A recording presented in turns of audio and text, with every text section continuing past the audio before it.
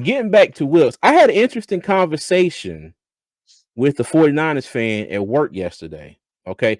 And what you said, Tony, was the same thing he said. He said, everybody who's talking about Wilks is being a scapegoat don't watch 49er football. He said, we've had issues with Wilks the whole year. And when he was going back to the coverage, he was like, we don't like that soft coverage that he plays. We don't like that bend but don't break. You let him go all the way down the field. You get into the red zone, and then you try your best to bend and not break, and then just let them get a field goal. And he was saying that was their biggest issue all season. He was like, he said no. He said, I don't think he was a scapegoat. He said everybody think he's a scapegoat with Panther fans. And I was just like, and I told him, I was like, well, I said, now mind you, y'all did get away from running the ball in the in the third quarter. You know what I mean? I'm like, you go down on your first drive, Christian McCaffrey fumbles. Okay. I don't hear you saying anything about Christian McCaffrey. All right.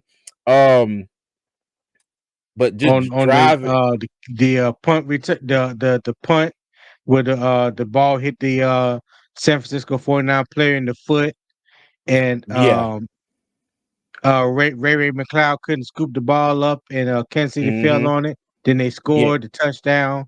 The next play, that's where they got their momentum. But going back, and it's like, okay, so the dude messed up on special teams. Is he still the coordinator? You know what I mean? I always like to say, especially with the Panthers in last season, it was enough blame to go around. But it seems like this has all been pointing to Steve Wilks since the end of the Super Bowl. Well, I don't know who your coworker is, and I'm pretty sure that you're a 49ers fan. But it was more than just Panther Nation that said that Steve Wilks was the scapegoat. That was on ESPN, NFL Network. That was all the analysts and everybody has been saying it. So it ain't just Panthers fans. It's people that know ball, that is being just looking at everything in its totality. I'm not saying that Steve Wilks didn't make no mistakes.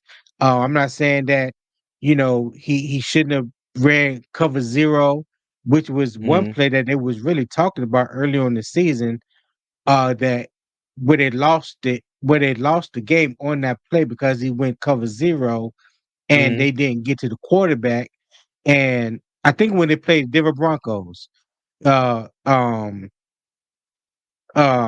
his name? Wilson. Wilson lobbed the ball up, and the boy caught it in the end zone. Just like towards the end of the game. Like, listen, everybody made mistakes, but at the end of the day, this man was with the same defense that DeMeco Ryans had, that Robert Saleh had, Steve Wilks had, and none of them won the Super Bowl with the defense that they had. Robert Saleh didn't win it. DeMeco Ryans didn't win it. Now Steve Wilks didn't win it. And then the only one that got fired after their first season, leading the defense to the Super Bowl, is Steve Wilks.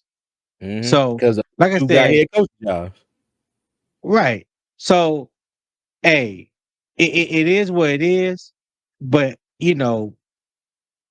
everybody knows that man was a scapegoat. He was done wrong. Now, people will say, well, him and Kyle Shanahan, they relationship wasn't all that great, which I do agree. Their relationship wasn't that great, and that could have been, part of the reason why he was let go.